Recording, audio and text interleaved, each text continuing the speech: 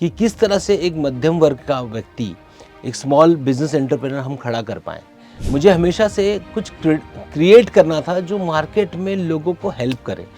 मैंने देखा कि वैल्यूएशन भी आनी चाहिए, अगर पैशन है तो भाई पैसा होगा तो सब कुछ पॉसिबल है, और स्टेबिलिटी चाहिए थी, जो तीनों ही चीज़ मुझे नज़र आई इस बिज़नेस में। मुझे ना हमेशा से रहा कि यार जो मेरे साथ लोग काम कर रहे हैं ना, वो खुश होने चाहिए।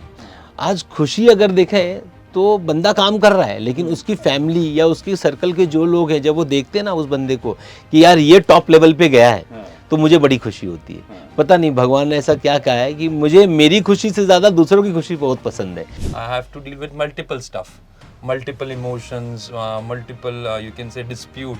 So I had an anchor. If you know तरुण जी, अगर आप अपना एंकर सेट करते हैं ना, तो आप इससे बिलो नहीं जा सकते.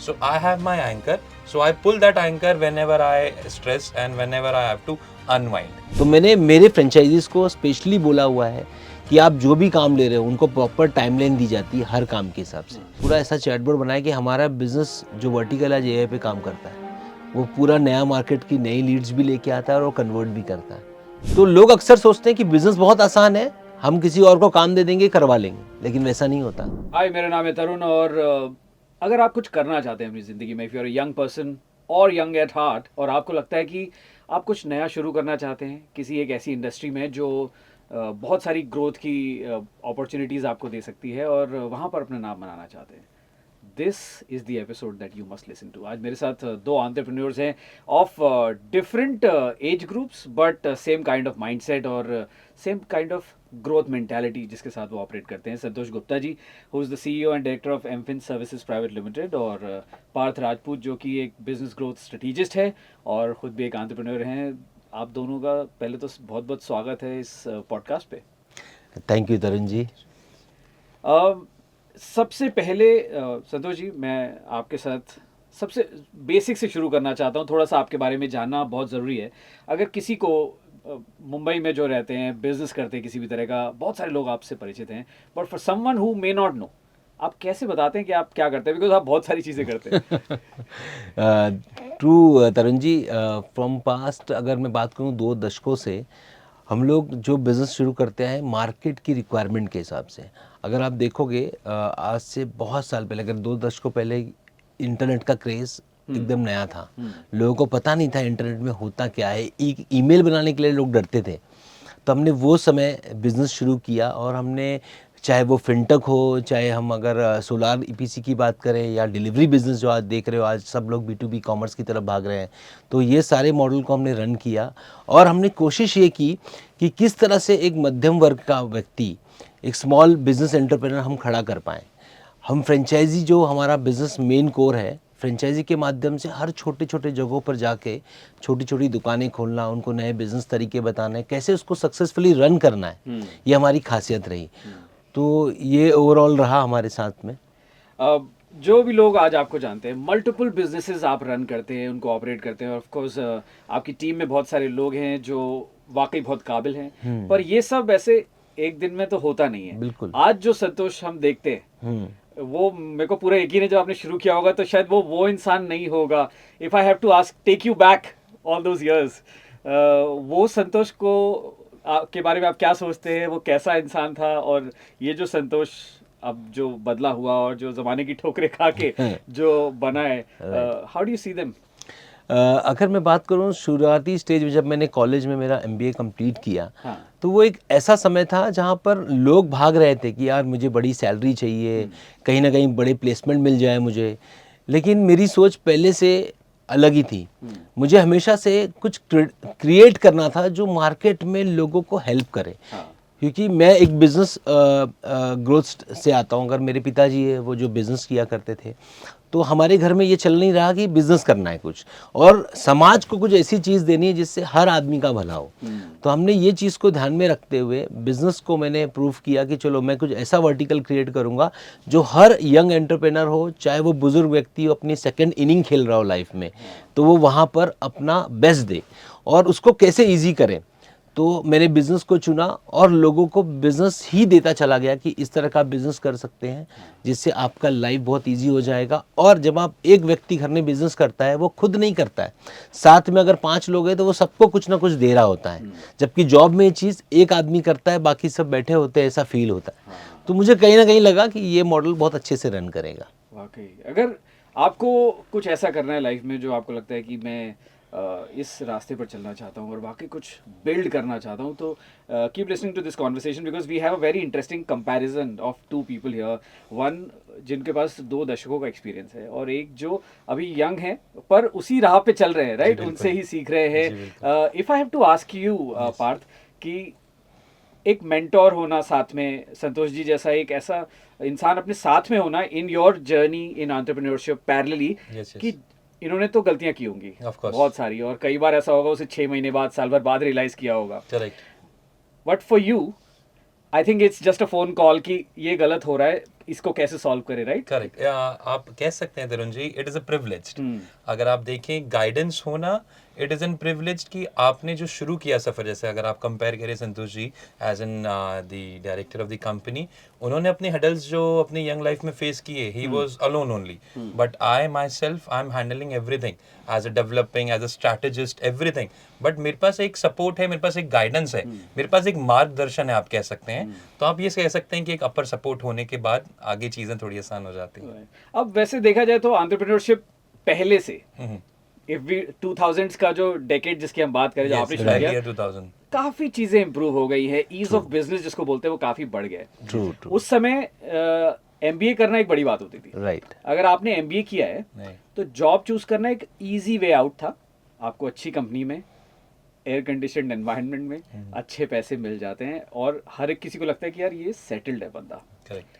बट फिर एमबीए करना, लेकिन उसके बाद ये कहना नहीं अब मैं बिजनेस करने वाला हूँ। ये डिसीजन मतलब किस तरह से आपने लिया या सिचुएशन ने आपको करवा दिया?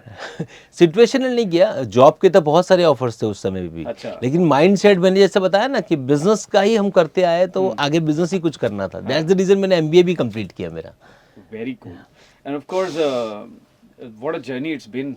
अगर ये इस पूरे जो आपके सफर है, इसको अगर मैं कहूँ कि 3 शब्दों में आपको बताना है, क्या बोलेंगे आप? एक सबसे पहले तो मेरा पैशन बहुत ज़बरदस्त था कि मुझे कुछ ना कुछ क्रिएट करना है खुद का। दूसरा, पैशन के अलावा मैंने देखा कि वैल्यूएशन भी आनी चाहिए। अगर पैशन है तो भाई पैसा होगा तो सब कुछ पॉसिबल है, और स्टेबिलिटी चाहिए थी, जो तीनों ही चीज़ मुझे नज़र आई इस बिजनेस में। वाह। जब भी किसी ऐसे एंटरप्रेन्योर की बात होती है जिसने अपनी ज़िंदगी में कुछ किया है, तो लोग कहते हैं कि यार उसने क्या किया होगा, वो अपने डे टू डे लाइफ में क्या करता होगा। ऐसा यंग लोगों को लगता है। When I was in college I used to think कि what is his day look like, और वो क्या चीज़ें हैं जो उसकी माइंडसेट को शेप करती हैं। तो if I have to ask you कि सुबह से अगर आपके दिन को देखें तो कुछ ऐसा है क्या उसमें रूटीन जो आपको लगता है कि ये मस्ट डू थिंग्स हैं, ये मैं ज़रूर करता हूँ, ये कभी स्किप नहीं होता? True true. क्या है ऐसा? अगर मैं रूटीन की बात करूँ या डेली जो मैं वर्क ऑर्डर या रूटीन्स बनाता हूँ, तो पहले से बहुत ही डिसिप्लिन तरीके से मॉर्निंग उठ के मेरा सबसे पहला यही प्लान होता है, फ़ोन कॉल्स बंद कर देना। अच्छा, कोई इंटरनेट से कनेक्ट नहीं होता हूँ मैं। पहले डू लिस्ट बहुत अच्छे तरीके से बनाता हूँ। यही बड़ा मुश्किल काम है, मतलब फोन बंद कर देना आज के ज़माने में। But of course do list बहुत इंपॉर्टेंट होती है कि जब आप 200 लोगों को चलाते हो, हर एक में अलग अलग वर्टिकल्स होते हैं, तो उस वक्त के पास में हर प्रोजेक्ट के लिए टाइम देना बहुत इंपॉर्टेंट होता है। और उस डू लिस्ट के अंदर मैं अपने टाइम को वहाँ पर डेडिकेट करता हूँ कि मैं जिस भी प्रोजेक्ट को कर रहा हूँ डे वाइज या टाइमली वाइज में मैंने सारा मैनेज किया है, और वो डू लिस्ट के अकॉर्डिंगली मैं शाम तक मेक श्योर करता हूँ कि वो सारी चीज़ें अचीव हो। अगर कोई स्किप हो गया है तो नेक्स्ट डे वापस से वो डू लिस्ट में जुड़ जाता है। यही एक रीज़न है सक्सेस का, मुझे ऐसा लगता है। सुबह से ही इंटेंशन सेट हो जाता है कि आज का दिन Yes. ये प्रॉब्लम सॉल्व करनी है। Yes. आप कुछ ऐसा करते हैं पार्थ? सेम मैं बताना चाहूँगा तरुण, हमारे प्रोफेशन, लाइन ऑफ प्रोफेशन में जिसमें हम हैं, इसमें हमारे टास्क को सेट करना काफ़ी इंपॉर्टेंट होता है। और अब बात की जाए अर्ली इन द मॉर्निंग की, तो अर्ली इन द मॉर्निंग क्या होता है, हमारा माइंड फ्रेश होता है। हम जो भी चीज़ उसको मेमोराइज करने कहेंगे या जो भी चीज़ के लिए हम प्लान करेंगे, वो चीज़ें बहुत अच्छे से होती हैं, इफिशिएंटली ज़्यादा बढ़ती हैं। तो शुरुआत के लिए हमारे जो शुरुआत दिन होते हैं, जिसकी शुरुआत होती है, उसके लिए हमारे पास लिस्ट है, हम अपने टास्क को क्लियर करते हैं। ये हम सभी करते होंगे, बट अगर आप मुझसे पूछें पर्सनली मैं क्या करता हूँ, तो मेरे लिए मेरा माइंडसेट सबसे इंपॉर्टेंट है। बिकॉज अगर आप यहाँ से जीत गए तो आप लिटरली आप फिजिकली भी जीत गए। It's all about your mindset. So I believe in strong mindset and please it is very discipline from my and. तो मैं अपने मॉर्निंग को प्रायोरिटाइज पे ट्रीट करता हूँ और सिर्फ डिसिप्लिन पे ज़्यादा ध्यान देता हूँ। तो उसके बाद जो मेरा पूरा दिन होता है वो अकॉर्डिंगली जाता है जैसे मैंने प्लान किया होता है। फोन मत उठाओ सुबह उठते ही ना, स्क्रोलिंग शुरू मत करो। That is not good. Switch off your phone, switch off internet if nothing, हाँ। and then set your intentions for the day. Very motivating. I'm sure आपके अराउंड जो लोग काम करते हैं, और शायद इसीलिए आपने इतना बड़ा सक्सेसफुल कंग्लोमरेट जो नंबर ऑफ बिजनेसेस जो आप करते हैं वो आप बना पाए कि आपके अराउंड बहुत ही हाईली मोटिवेटेड लोग होते हैं, या नहीं होते तो आपको देख के हो जाते हैं। आपको क्या चीज़ है जो मोटिवेट करती है? What is it that drives you? मुझे ना हमेशा से रहा कि यार जो मेरे साथ लोग काम कर रहे हैं ना वो खुश होने चाहिए।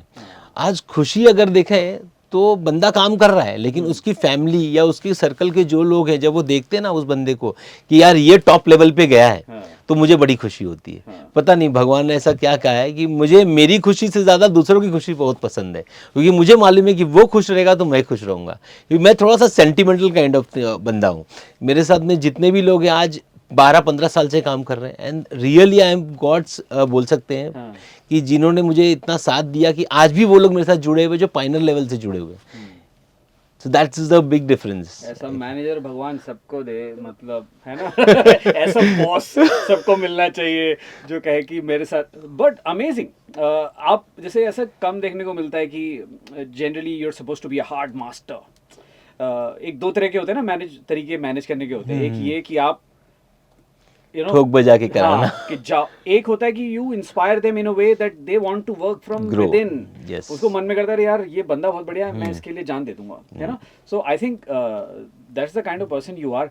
But how does it really work? You very, I understand that you are a very human inside. तो अगर सपोज अगर धंधे में आप नहीं आ जाते, which is a tough thing to do, अगर संतोष जी एक बिजनेस ओनर नहीं होते, एंटरप्रेन्योर नहीं होते, कभी सोचा है आपने कि क्या और कर रहे होते आप?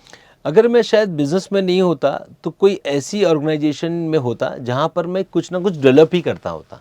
क्योंकि मेरे अंदर वो खूबी है कि कुछ भी काम करना है, डेवलप करना है उस चीज़ को, लोगों की मदद करना है। हर अलग अलग सेगमेंट में कोई लेवल पे भी होता तो बिजनेस ही करता नज़र आता आपको मैं, लेकिन जुड़ा हुआ बिजनेस का ही एक पार्ट होता। ऐसा भी बोल सकते हैं आप। You would have done really well in Fever FM as well. Creative लोग जो लोग कुछ डेवलप करना चाहते हैं उनकी हमें बहुत ज़रूरत रहती है। तो अगर suppose business, but specially when you have your tabs on multiple things, it's good to say कि भाई मैं हमेशा खुश रहना चाहता हूँ, but it can get stressful sometime. Yes, कैसे true. डील करते हैं आप उससे? कई बार ऐसा होता है कि यार चीज़ें अपने मुताबिक नहीं हो रही हैं। हम अभी पहले ऐसा था कि हम सारा कुछ काम ऑनलाइन किया करते थे, लेकिन एक समय आया जब हम सोलार इंस्टॉलेशन पे हमने पकड़ पकड़ी। आज हम 2 मेगावाट के आसपास पहुंच चुके हैं, और स्ट्रेसफुल वाला जो पोजीशन हुई थी शुरू शुरू में होने लगी कि हम एक काम बहुत अच्छा कर रहे हैं, दूसरा काम हमारा डाउन हो जा रहा है। अब हमें समझ में नहीं आ रहा है कि प्रॉब्लम कहाँ है।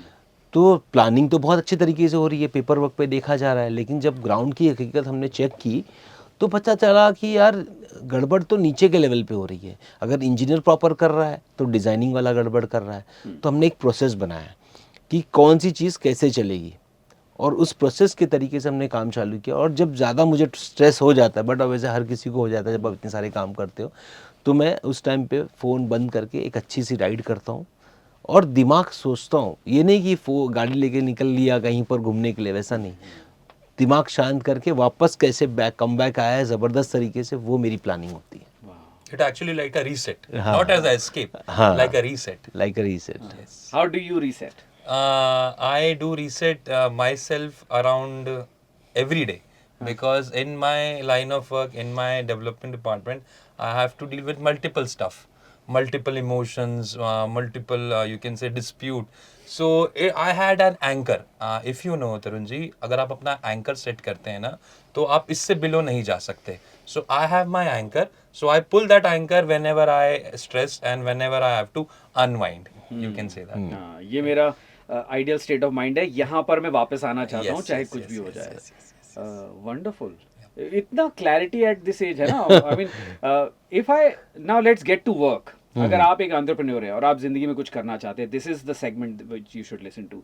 अब काम की बात करते हैं, है ना, Okay. कि धंधा कैसे बनाया जाए. But I want to start it by the same point जहाँ से आपने शुरू किया था. अगर वो जो 2008-9 का संतोष गुप्ता जी थे, उनको, उस यंग लड़के को जिसने अभी भी शायद MBA कंप्लीट किया है या कुछ ऐसा सोच, उसको अगर आज के अंडरस्टैंडिंग से आपको कुछ समझाना होता तो आप क्या कहना चाहते हैं? वहाँ से शुरू करते हैं.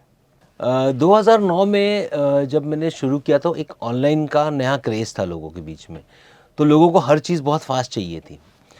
तो 2009 में मैं भी जब काम कर रहा था, मुझे भी शुरुआत में मैंने बहुत फास्ट एकदम स्पीड पकड़ी और ऑनलाइन चीज़ों में घुसा. लेकिन जब मैंने देखा कि यार मैं कर तो रहा हूँ ऑनलाइन, लेकिन जो लोग आ रहे हैं उनको ट्रांसपेरेंसी चाहिए. बहुत सारी ऐसी एक्टिविटीज़ हो रही थी उस समय पे जहाँ लोगों को डर होता था ऑनलाइन से. तो ये सारी प्रॉब्लम्स थी वहाँ पर. तो हर चीज़ फास्ट होना ज़रूरी नहीं कि आपका रिज़ल्ट आएगा ही आएगा. तो कई बार उसमें डाउनफॉल भी हमें नज़र आए साथ साथ में. तो उसके बाद आज जो मैं देखता हूँ, स्पीड इक्वली इम्पॉर्टेंट है, लेकिन साथ साथ में एक्यूरेसी बहुत इम्पॉर्टेंट है. कोई भी काम कर रहे हो आप, परफेक्ट तरीके से होना ज़रूरी है, वरना आगे जाके प्रॉब्लम क्रिएट होगी. तो वो चीज़ को मैं आज देखता हूँ कि भाई अगर मैं कोई काम कर रहा हूँ तो उसका पहले इफ़ एंड बट समझ लेता हूँ और उसके तरीके से एक्यूरेट तरीके से काम करने की कोशिश करता हूँ. जो भी करो बिल्कुल अच्छे से करो. हाँ, Of सटीक course, तरीके से. जल्दी तो आप करना ही चाहते हो, Right. बट हाँ. लेकिन जो हिसाब से आज चेंजेस हुए हैं, बदलाव हुए हैं, तो मेरा यही मानना है कि यंगर्स भी अगर इस तरह का सोच रहे हैं तो कहीं ना कहीं उनको स्पीड रखनी है, लेकिन स्पीड को कंट्रोल भी करना है. क्योंकि काम में कई बार ऐसी चीज़ें हो जाएंगी जो आपके कंट्रोल में नहीं होगी. आज आप देखोगे कि मार्केट में बहुत सारे पढ़े लिखे लोग हैं. मैं रिसेंटली एक न्यूज़पेपर पढ़ रहा था. उस न्यूज़पेपर में ये था कि साइबर क्राइम या बहुत सारी चीज़ों में आजकल पढ़े लिखे लोग फंस जा रहे हैं. आपके पास भी फ़ोन आता होगा कि अब ये आपका ये हो गया, आपने गलती से पेमेंट डाल दिया. तो ये सब स्पीड का ही नतीजा है. आदमी अपने काम में व्यस्त है और कहीं ना कहीं ये घुसेड़ दे रहा है और बाद में समझ में आ रहा है ये तो मेरे साथ फ्रॉड हो गया. तो ये चीज़ों को भी कहीं ना कहीं देख सकते हैं कि आज की यंग जनरेशन हर चीज़ चाह रही फास्ट हो जाए. स्क्रॉल करने की आदत हो गई है. तो कहीं ना कहीं अब आप व्यवसाय कर रहे हो तो उसके इफ एंड बट समझना चाहिए आपको डिटेल में. चीज़ें बहुत बदल गई हैं. Yes. जैसे आपने कहा कि उस समय आपने नोटिस किया एक बूम उस इंडस्ट्री में आने को था, Right. And then you entered at the time. कोई ऐसा कंज्यूमर इंसाइट है जो आपने उस समय नोटिस किया, समथिंग जो आपको उस समय समझ में आया जो अभी भी वैलिड है, एप्लीकेबल है, अभी भी काम करता है? उस समय पे हम लोग IRCTC का आपने नाम सुना होगा और आज भी टिकटिंग वहीं से होती है मेजर लोगों की. तो पहले लोग 2009 में विंडो पे जाया करते थे, लेकिन हमने उस टाइम पे रेलवे का लाइसेंस मिला हमारी कंपनी को और हम लोग IRCTC की टिकट ऑनलाइन दिया करने लगे. तो लोग आते थे, यार ये कैसे पॉसिबल है कि मुझे घर बैठे बैठे टिकट मिल जाएगी. तो हमने उनको बताया पूरा मॉडल और वहाँ से टिकटिंग का पार्ट शुरू हुआ. तो दैट वाज अ कंप्लीट, बोल सकते हैं मार्केट रिवोल्यूशन था, जहाँ पर लोग आए विंडो पे से कि नहीं जाकर हमारी दुकानों से टिकट लेना शुरू किए. अब इसका नेगेटिव साइड अगर मैं बात करूँ तो बहुत सारे ब्लैक मार्केटिंग के तरीके बढ़ गए वहाँ पे. जो टिकट हमारे दुकानों से मिलते थे कियोस्क पे, तो वहाँ पर एजेंट ज़्यादा आया करते थे ना कि कस्टमर. तो ब्लैक मार्केटिंग बढ़ गई और विंडो पे नहीं जा रहे हैं, यहाँ से टिकटिंग कर रहे हैं. तो गवर्नमेंट ने बहुत सारे रूल्स लाए. आज आप देखोगे रेलवे टिकटिंग में 30 मिनट्स बाद में एजेंट घुस सकता है, लेकिन एक आम इंसान विंडो पे भी टिकट बाय करता है. तो that was a change kind of thing जो मैंने देखा. तो कहीं ना कहीं हमारी रेगुलेशंस, गवर्नमेंट की बॉडीज़ ने बहुत ध्यान दिया ये सब चीज़ों पे, जिसकी वजह से बिज़नेस रेगुलाइज हो गया. आज अब छोटा सा कुछ भी आपके बिज़नेस में प्रॉब्लम आती है तो आपको गवर्नमेंट सपोर्ट बहुत अच्छी तरीके से मिल जाता है. ये एक हमने अच्छी चीज़ फाइंड आउट की. अमेजिंग. आप मल्टीपल चीज़ें करते हैं, मतलब डिलीवरी सर्विसेज, सोलर EPC, या फिर बात करें रिटेल की, तो बिजनेसेस अलग अलग है, उनके नेचर अलग हो सकते हैं, बट क्या कोई ऐसे कॉमन थ्रेड है जो आपको लगता है कि हाँ ये चीज़ तो सेम ही होती है स्ट्रैटेजी वाइज या किसी भी तरीके से उसको प्लान करने में, एग्जीक्यूट करने में? बिजनेस अलग अलग तरीके से है, लेकिन कस्टमर का वो बिहेवियर है ना कि मैंने अगर कोई पेमेंट दिया है तो मुझे वो काम होना चाहिए मेरे टाइम पे, ये सबसे इम्पोर्टेंट है। तो चाहे हम लोग ऑनलाइन में काम कर रहे हैं या फिर हम लोग ई कॉमर्स की बात कर रहे हैं, हम सोलर इंस्टॉलेशन की बात कर रहे हैं, तो कस्टमर बिहेवियर ऐसा है कि मैं पैसा दूंगा, आप जो बोलोगे वो दूंगा, लेकिन मेरे सर्विस अच्छे से मिलनी चाहिए। तो मैंने मेरे फ्रेंचाइजीज को स्पेशली बोला हुआ है कि आप जो भी काम ले रहे हो उनको प्रॉपर टाइमलाइन दी जाती है हर काम के हिसाब से। जैसे अगर हम सोलार की इंस्टॉलेशन की बात करें तो 15-20 डेज लगना ही है, सामान उसको उस समय पे मिलेगा, इंस्टॉलेशन होगा, उसका नेट मीटरिंग होगा गवर्नमेंट से। तो अगर उसमें 20 डेज जाने वाला है तो मेरे पास ही नहीं, कहीं भी जाओ आप मार्केट में, लोग बोल देंगे मैं तो 4 दिन में आपका इंस्टॉलेशन कर दूंगा, लेकिन ऐसा पॉसिबल ही नहीं है, गवर्नमेंट की नॉर्म्स ही ऐसे नहीं है। तो लोगों को ये भी समझना पड़ेगा कि सामने वाली कंपनी अगर आपको सच बता रही है तो उस पर यकीन कीजिए। तो हर एक बिज़नेस अलग अलग है, लेकिन सबका बिहेवियर कंज्यूमर पे ही आगे रुक जाता है। अगर आपने कस्टमर को अच्छे से समझाया है कि कैसे काम करना है, कितना टाइमलाइन क्या चीज़ में लगेगा, और दूसरा आप जिस कंपनी को चुन रहे हो, जैसे हमारी अगर बात करें तो हमारी कंपनी आज पीएम सूर्य घर योजना में रजिस्टर्ड है, जो 5 साल की पूरी वारंटी लेती है। अगर आपका मैंने कोई इंस्टॉलेशन कंप्लीट किया तो मुझे मेक श्योर करना है कि अगले 25 साल तक आपको वारंटी मिले, 5 साल तो मेरी कंपनी से अलग से मिलेगा एडिशनल। तो मुझे अच्छी सर्विस देनी है और मैं वो एसओपी फॉलो करवाता हूँ मेरी टीम से। That makes our company different. तो ये that's a great way to do it. आजकल एआई भी बहुत सारे लोग यूज़ कर रहे हैं, हर चीज़ में उसको इम्प्रूवमेंट ऑफ प्रोसेस के लिए इस्तेमाल Yes. किया जा रहा है। इज देयर एनीवेयर जहाँ पे आप उसे यूज़ कर रहे हैं एआई को? Very nice question actually. आज देखेंगे तो मार्केट में हर आदमी को इमीडिएट रिवॉर्ड चाहिए होता है, तो हमने डेफिनेटली हाँ एआई को यूज़ किया है। हमारे जो ईपीसी जो सॉफ्टवेयर हमारा काम करता है या हमारा कस्टमर केयर काम करता है, तो कहीं ना कहीं एआई का बहुत बड़ा रोल है इसके अंदर। हम लोग एआई को सिर्फ सपोर्ट के लिए यूज़ नहीं करते हैं। हमारी जो फ्रेंचाइजी होती है, जब वो ऑर्डर लेने जाती है, कई बार वो ग्राउंड पे जाके काम करती है, कहीं पर हम लोग सोशल मीडिया करते हैं, लेकिन वो एक्सपेंसिव हो जाता है। तो हमने हमारी हर फ्रेंचाइजी को हमारा एआई चैटबॉट दे रखा है, जिसके ज़रिए वो अपने कस्टमर्स के क्वेरी सॉल्व करते हैं, उनको जो उनको रिपोर्ट्स देनी होती है वो रिपोर्ट देते हैं, साथ साथ में उनके कॉल्स भी लेते हैं, क्योंकि अगर वो ग्राउंड पे काम कर रहा है तो फ़ोन उठा रहा है। तो हमारी फ्रेंचाइजीज जो होती है वो एआई के थ्रू कॉल्स भी उनका सारा कुछ डाइवर्ट होता है, सारे मैसेजिंग पार्ट भी क्लियर होते हैं, प्लस नई मार्केटिंग करने के लिए भी एआई काम करता है। तो बहुत ही खूबसूरत तरीके से हमारा सीआरएम इस तरह से बना हुआ है कि फ्रेंचाइजी का भी प्रॉफिट वहाँ से बनता रहे, उसके नए लीड्स भी कन्वर्ट होते रहें, और साथ साथ में वो नए तरीके से कॉलिंग भी करा सकता है। अगर मैं बोलूँ कि कोई फ्रेंचाइजी है और उसको 10-20 लोगों का टेली कॉलिंग सेटअप बनाना है, लोगों से बात करनी है, तो एक चैलेंजिंग हो जाएगा और कॉस्ट इफेक्टिव भी नहीं होगा। जगह लेनी है, फिर आपको पूरा सिस्टम बैठाना है, फिर लोगों को ट्रेन करना है। तो एआई को हमने बहुत सीरियस लिया, और सीरियस के साथ साथ में पूरा ऐसा चैटबॉट बनाया कि हमारा बिजनेस जो वर्टिकल आज एआई पे काम करता है, वो पूरा नया मार्केट की नई लीड्स भी लेके आता है और वो कन्वर्ट भी करता है। धीरेन जी, व्हाट वी हैव डन, हमने एक सॉफ्टवेयर बनाया है।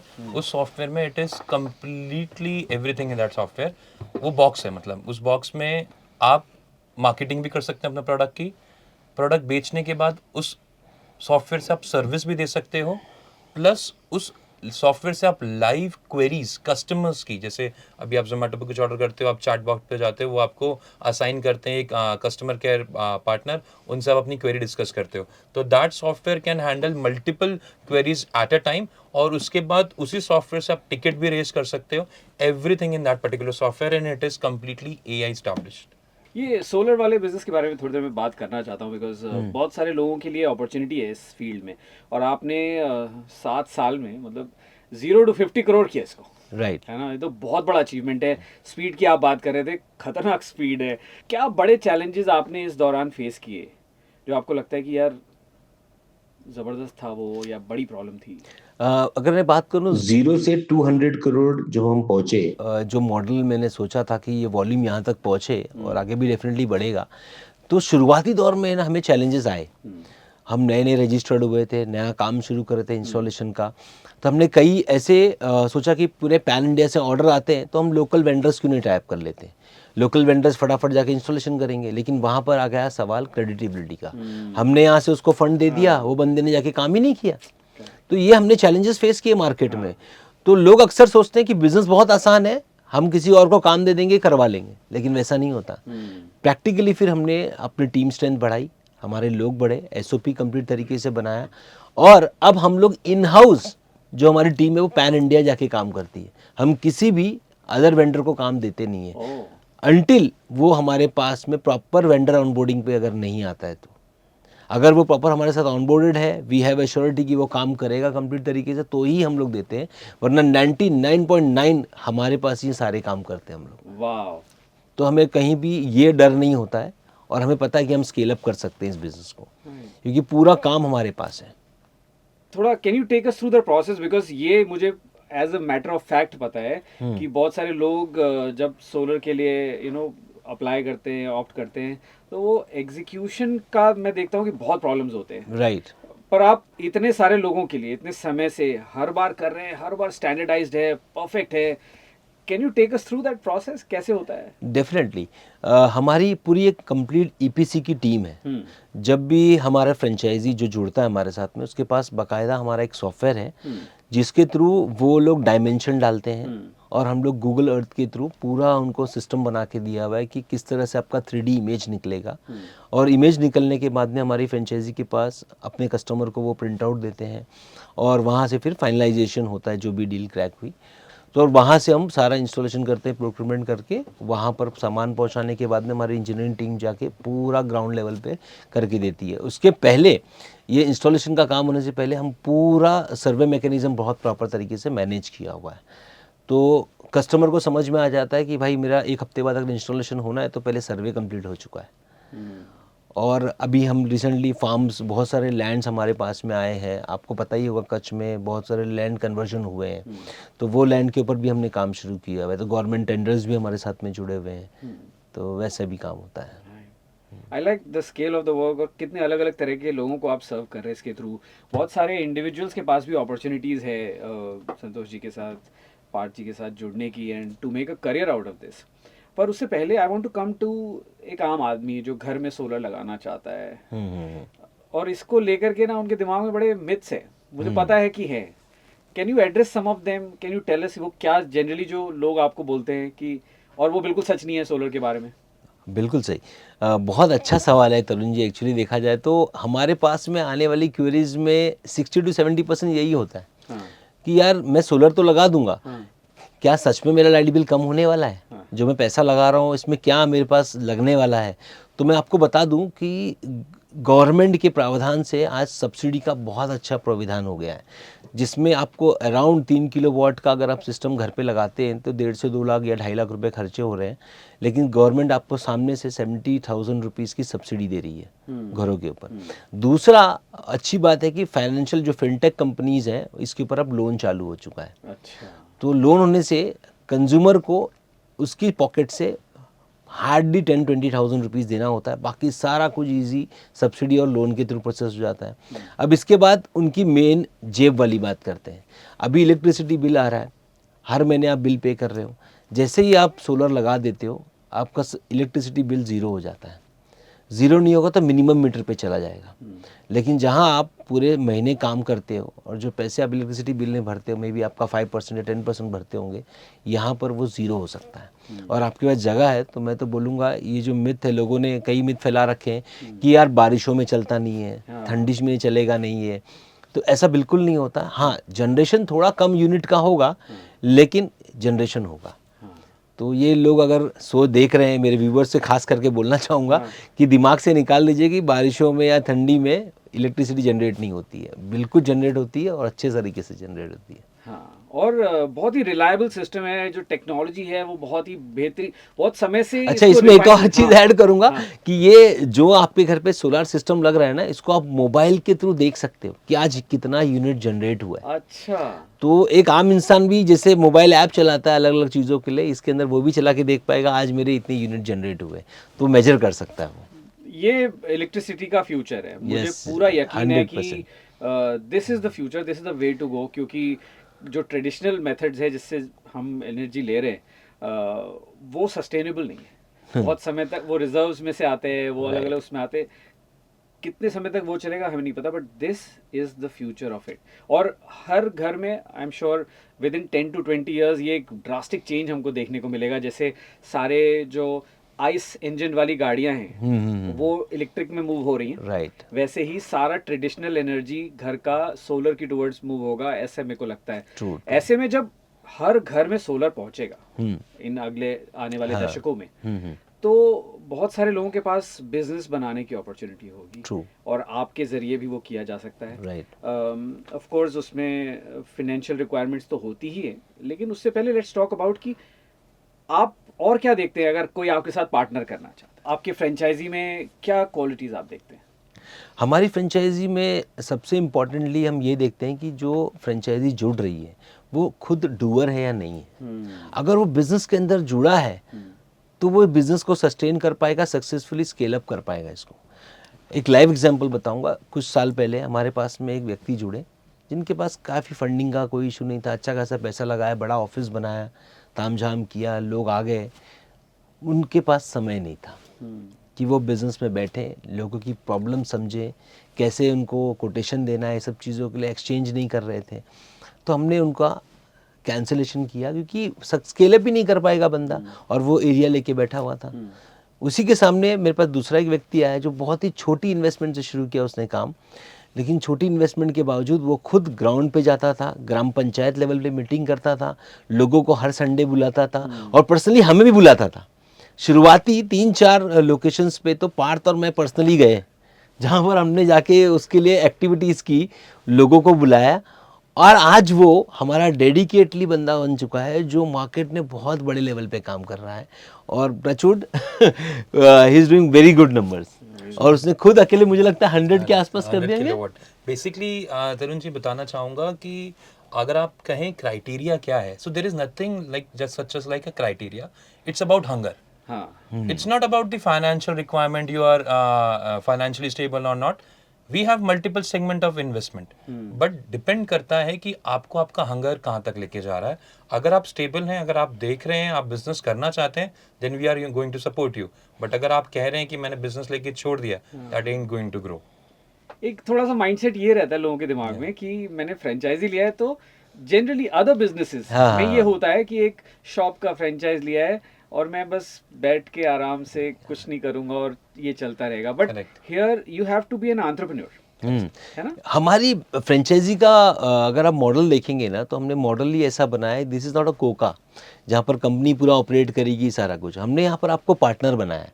हम आपकी वो नीड को पूरी कर सकते हैं जो आप करने जाएंगे तो शायद समय लग जाएगा आपको, मे बी 2 या 3 साल लग जाएगा पूरा प्रोक्यूरमेंट करना है, सब कुछ करना। तो हमने सारा कुछ बना रखा है, कस्टमर्स आपको लाने, वो आप मार्केट में बैठ के ही फिजिबिलिटी ला सकते हो। कि आज अगर मैं चाहता तो मेरी खुद की 100-200 फ्रेंचाइजी बना देता है इंडिया में, लेकिन मैंने अपने बड़े लेवल पे चैनल पार्टनर्स बनाए, डिस्ट्रीब्यूटर्स बनाए। इसका रीज़न यही था कि कंपनी का बड़ा फंड ना लगे, साथ साथ में एक आम व्यक्ति जो खुद एक बड़ा चैनल पार्टनर बन सकता है उस एरिया में, वो खुद मार्केट खींचे और उसका नाम बनाए।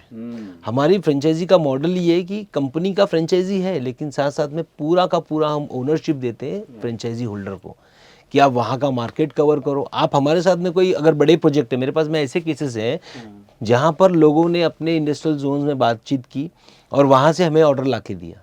तो वी आर वेरी हैप्पी कि ये अगर मैं स्टाफ रखता तो भी शायद पॉसिबल नहीं हो पाता कि बड़े बड़े टेंडर्स लेके आना, मेगावाट्स के ऑर्डर लेके आना। अब उसका इंटरेस्ट जुड़ा है, उसका प्रॉफिट जुड़ा हुआ है, तो वो जाके ढूंढ के लेके आता है मेरे लिए काम। तो कहीं ना कहीं इसमें बड़ा मेरे को फ़र्क पड़ता है रेफरल का, कि जो मेरा फ्रेंचाइजी है वो खुद बड़े बड़े रेफरल लेके आ रहा है और हम दोनों मिलके काम कर रहे हैं, तो उसकी ओनरशिप भी बनी होती है और मेरा तो 200% है ही है। सबसे बढ़िया बात इसकी ये मुझे लग रही है इस मॉडल की कि आपका इंटरेस्ट जो है और जो फ्रेंचाइजी ओनर का इंटरेस्ट है अलाइंड है। Right. I will tell you personal experience. मेरे एक दोस्त ने एक कैफे का फ्रेंचाइजी लिया। ओके। 6 महीने वो ठीक से उसको सपोर्ट नहीं आया पीछे से। मैंने उसको बोला अब ये शायद नहीं आएगा क्योंकि तेरा बिजनेस मॉडल और उसका बिजनेस मॉडल अलग है। तेरा बिजनेस इंटरेस्ट ये है कि ये कैफे चलना चाहिए, शायद वो ब्रांड का इंटरेस्ट ये है कि फ्रेंचाइजी देना है। Their business model is to give out franchise, और उसके बाद वो सपोर्ट कम हो जाता है। That's where they make their money, but that's not the case with you. The your making your business out of the same thing. आगे जाके कस्टमर को सर्विस ठीक से प्रोवाइड हो, इसमें ही आपका भी भला है और उसका भी भला है। सो आई थिंक हमें भी पैसा तभी मिलेगा जब वो काम करेगा। True partnership, yes, true. आप सो मैं समझता हूँ कि बहुत ही कॉम्पिटिटिव मार्केट है, प्राइसिंग आपका अच्छा ही होगा, एग्जीक्यूशन आप सुपर्ब करते हैं और टेक्नोलॉजी भी टॉप नॉच है। Right. इसमें से आपको क्या लगता है कि ये 3 चीज़ों में से आपका एक्सपर्टीज क्या है, एमफिन्स का कोर वो क्या है? अगर मैं कोर की बात करूँ तो सर्विस डिलीवरी, जो टाइमलाइंस मैंने लिए हुए हैं वो मेक श्योर करता हूँ कि कस्टमर को उस टाइमलाइन पे काम करके दूँ। दूसरा सबसे इम्पॉर्टेंट सर्विस देना। जो सर्विस में अगर बात करें, कस्टमर की जो भी हमने इंस्टॉलेशन कंप्लीट की, जब 5 साल की उसकी वारंटी मिलती है, और वो जैसे आप मार्केट में देखोगे सोलर पैनल की अगर बात करूँ तो ग्रिड होता है, अलग अलग जो कॉलम्स होते हैं आपने देखे होंगे, वो कॉलम्स में 25 साल के बीच में अगर कुछ डिफरेंसेस आए दूसरी कंपनियों में तो कई बार वो पैनल खाली आके रीशोल्डर करते हैं, लेकिन हमारी कंपनी पर्सनली पूरा पैनल ही चेंज कर देती है। तो ये एक अच्छी बात है कि कस्टमर को लगता नहीं यार यही कंपनी के साथ जाना चाहिए। जैसे कि आप देखें कि एमरॉन कंपनी जब मार्केट में आई थी उस टाइम पे बहुत सारी एक्साइड और दूसरी कंपनियां भी मार्केट में थी बैटरी के लेवल पे, लेकिन वो लोग क्या बोलते थे कि डाउन द लाइन अगर 2 साल 3 साल में आपका बैटरी अगर ख़राब होती है तो आपको हम लोग उतना पैसे का डिस्काउंट करके देंगे नेक्स्ट बैटरी के ऊपर। लेकिन एमरॉन ने मार्केट कैसे खींचा, उसने सीधा बोला कि 2 साल के बाद सीधा नया रिप्लेसमेंट करके दूंगा आपको। तो दैट वाज, और साथ साथ में बैटरी के अलावा उसने पैसे का भी चार्जेस फिट कर दिया। तो मैंने वहाँ से स्टडी किया सच बताऊँ तो, कि हम पैनल जो लोगों को देंगे उसमें सीधा हम रिप्लेसमेंट करके देंगे। तो दैट वाज द मोमेंट कि हमें मार्केट में बहुत अच्छी जगह मिली और लोगों ने इंटरेस्ट शो किया। तो ये मुझे लगता है चेंजिंग पॉइंट था, राइट? पर आई थिंक शायद यही रीज़न है कि आपको best solar EPC of the year का अवार्ड भी मिला।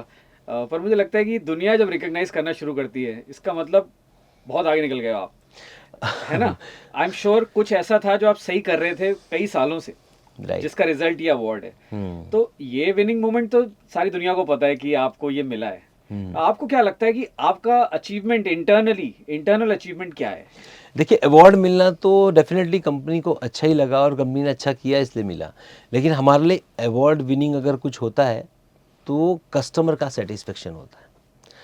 अभी रिसेंटली मुझे एक फ़ोन आया था जहाँ पर कस्टमर ने डायरेक्ट कॉल किया एमफिन्स कंपनी के कस्टमर केयर नंबर पे कि आई एम वेरी हैप्पी कि मैंने आप लोगों को चुना। मेरे पास 10 कोटेशन थे अलग अलग, लेकिन मैंने एमफिन्स के वीडियोस देख के और जिस तरह से अपने पूरा प्रोसेस को वर्कआउट किया और टाइमलाइन पे रेडी करके दिया, और मैं आज मोबाइल पे अपने देखता हूँ कि मेरा इलेक्ट्रिसिटी बिल इतना यूनिट जनरेट कर रहा है, I am very happy and very thankful. तो वो एक रिव्यू भी मेरे लिए बहुत मायने रखता है, वो मेरे लिए सबसे बड़ा अचीवमेंट है सच बताऊँ तो।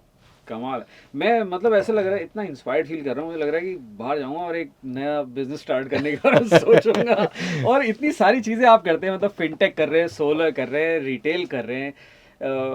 एक चीज़ होती है आप टाइम डिवाइड करते होंगे अपना थोड़ा थोड़ा, वो हो भी जाता है। माइंडसेट स्विच कैसे होता है from making decisions for solar for example to fintech, ये कैसे करते हैं? इसके लिए डेफिनेटली मैं जो करता हूँ, लेकिन इसके अलावा मेरी टीम मेरा साथ देती है। हर एक काम जो हमने डिवाइड कर रखा है, हर टीम को, जो टीम मेंबर्स मेरे साथ जुड़े इतने सालों से, वो खुद कोरली लीड करते हैं और वो बताते हैं कि सर यहाँ पर हम अटके हैं, तो वहाँ पर मेरा डेफिनेटली हेल्प आउट होता है। लेकिन वो मेजर डिसीजंस उन बच्चों के भी होते हैं मेरे साथ में, साथी जो मेरे साथ में काम कर रहे हैं वो होता है। पीपल, प्रोसेस और प्रॉफिट को मायने में रखता हूँ साथ में काम करते वक्त। दूसरा सबसे इम्पॉर्टेंट इसमें मैंने ये चीज़ देखी हुई है कि भले हम लोग 3-4 अलग अलग फ्रेंचाइजी मॉडल में काम करते हैं, जिस तरह से मैंने बताया आपको, प्रोसेस बहुत सिंपल है। हर चीज़ का अगर कैलकुलेटिव तरीके से काम किया जाए तो इसको आप आराम से कर सकते हैं। कोई माइंडसेट चेंज करने की ज़रूरत नहीं है, क्योंकि एंड ऑफ द डे आपको कस्टमर को सर्विस देनी है, आपको फ्रेंचाइजी को खुश रखना है, वो ज़्यादा से ज़्यादा प्रॉफिट बनाए। तो बहुत ही प्रॉपर तरीके से वर्कआउट होता है, ऐसा कोई दिक्कत तो मेरे ख्याल से तो नहीं होती। बिजनेस की कोर वैल्यूज तो मेरे हाँ, ख्याल से वही रहती हैं, हाँ, customer satisfaction is what that matters. Parth, I want to ask you, ये अलग अलग वर्टिकल्स में काम करना, क्या ऐसा नॉलेज एक्सचेंज भी होता है कि जो यहाँ सीखा वो वहाँ अप्लाई हो जाता है? ऑफ कोर्स, जैसे कि आपने वर्टिकल्स बताए, तो ये सारा जो फनल जिसकी बात हम कर रहे हैं अलग अलग सेक्टर की, ये तो सबसे पहले तो डिसिप्लिन्स पे चलता है। और बात की जाए इंफॉर्मेशन एक्सचेंज की, तो अभी अगर एक एग्जांपल देकर मैं सेट करना चाहूँ तो फिनटेक, अगर आप फिनटेक की बात करें, वहाँ पर सारा कुछ डाटा ड्रिवन होता है। तो फिनटेक से हमने सीखा है डाटा डिसिप्लिन, और अब उसको हमने यूज़ किया सोलार में। अब सबसे इम्पॉर्टेंट चीज़ है जो सोलार की है वो है एग्जीक्यूशन। तो सोलार से हमने सीखा एग्जीक्यूशन कंट्रोल, और वो हमने अप्लाई किया रिटेल में। हाँ। और रिटेल को हमने जब प्रॉपरली आप कहो कि हमने उसको पढ़ा और समझा, तो वहां पर पता चला हमें कस्टमर बिहेवियर, और कस्टमर बिहेवियर ही है जो इन सारे चैनल्स को और इन सारे फनल्स को लिंक करता है। तो आप कह सकते हैं कि एक data driven execution control plus customer behaviour sectors हैं, फिनटेक हो गया, सोलार हो गया, रिटेल हो गया, सबके प्रिंसिपल्स आप यूज कर सकते हैं इन सारे बिजनेसेस में। अगर कोई एमफिन के साथ जुड़ना चाहता है तो course. वो क्या करना चाहिए? आप can you tell us the channel किसके थ्रू? मैं बिल्कुल बता सकता हूँ। तो तरुण जी, एमफिन कंपनी के साथ जुड़ने के लिए आपको सिर्फ और सिर्फ कंपनी की वेबसाइट पर www.mfinsolar के पोर्टल पर अपने आप को रजिस्टर करना है, अपनी डिटेल्स को इनपुट करना है, और उसी के बाद कंपनी की जो रिस्पेक्टिव टीम है वो आपके साथ कोऑर्डिनेट करती है। It's very hassle free process. आपको सिर्फ कंपनी की वेबसाइट पर जाना है, अपनी डाटास को लॉगिन करना है, और उसके बाद टीम आपको सामने से कॉन्टैक्ट करती है। अमेजिंग। और ये अगले 5 साल जो है 5, 10, 15 साल बहुत एक्साइटिंग होने वाले हैं सोलार के लिए, True. फिनटेक के लिए, खास तौर पे जो बिजनेसेस आप कर रहे हैं। तो ये जो एंटरप्रेन्योर्स इस फील्ड में आना चाहते हैं या आ रहे हैं अब, उनसे आप कुछ कहना चाहते हो? क्या करना चाहिए उनको? डेफिनेटली अगर आप कोई भी बिज़नेस कर रहे हो या अगर फ्रेंचाइजी मॉडल में आ रहे हो, तो आप ये देखिए कि सामने वाली कंपनी आपको उसके सामने क्या बेनिफिट्स दे रही है। आपका लॉन्गिट्यूड गेट क्या बना के रखा है कि कंपनी से जुड़ने के बाद आपको क्या चीज़ इजी हो जाएगा, किस तरह से आप प्रॉफिटेबिलिटी बना पाओगे, आपका आरओआई कैसे बैठ रहा है, और वो रियली ग्राउंड लेवल पे काम हो रहा है या नहीं हो रहा है। कई बार क्या है, लोग बड़ी बड़ी वादे तो ब्रोशर में छाप देते हैं, लेकिन end of the day result कुछ उल्टे होते हैं। तो ये बहुत इंपॉर्टेंट है। तो कोई भी बिजनेस अगर आप चुन रहे हो, तो आप बहुत ही आरओआई वर्टिकल में देखो, रेफरेंसेस चेक करो कि मार्केट में रेफरेंस जो इनके काम कर रहे हैं वो सही तरीके के है या नहीं है। तो दैट ग्राउंड काम हो रहा है, हैंड्स ऑन चीज़ें हो रही हैं कि नहीं, ये बहुत इंपॉर्टेंट है। और of course reach out to एमफिन अगर आप कुछ करना चाहते हैं अपनी ज़िंदगी में, you want to be an entrepreneur in this very futuristic field जिसको सोलार बोलते हैं हम लोग। वाकई it's the future of energy for not just for our country but for the world, and it's the way forward for our planet in terms of environment, in terms of better living for all of us. Santosh ji, आपका बहुत शुक्रिया ये काम करने के लिए, पहली बात तो ये चेन ये शुरू करने के लिए, ये इतना बड़ा business, and thank you so much for coming here. Anything you want to say before I let you go? Of course, I would like to say Yeah. So, Tarun ji, बताना मैं ये चाहूँगा, आज हम यहाँ पर जो मौजूद हैं, आज आप हमारे साथ जो बैठे हैं, इसमें एक स्पेशल ओकेजन है। हाँ। ये स्पेशल ओकेजन ये है कि बताना चाहूँगा तरुण जी, 15 साल की एनिवर्सरी है आज एमफिन की, और आज आपके सामने हम इसलिए बैठे हैं कि हम आज अपनी एनिवर्सरी सेलिब्रेट कर रहे हैं, और साथ साथ उन ऑडियंस के तक पहुँच रहे हैं इन सारी चीज़ों को बताने के लिए जो अब तक नहीं हुआ था। सुपर, कांग्रेचुलेशंस, Thank बहुत you, बहुत thank बधाइयाँ you. आपको। Thank you. क्या ज़बरदस्त ब्रांड्स आपने बनाए हैं, कितना बहुत सारे लोगों को उससे फ़ायदा दे रहे हैं, ये और भी बड़ी बात है। Thank you so much for coming here. या तरुण जी।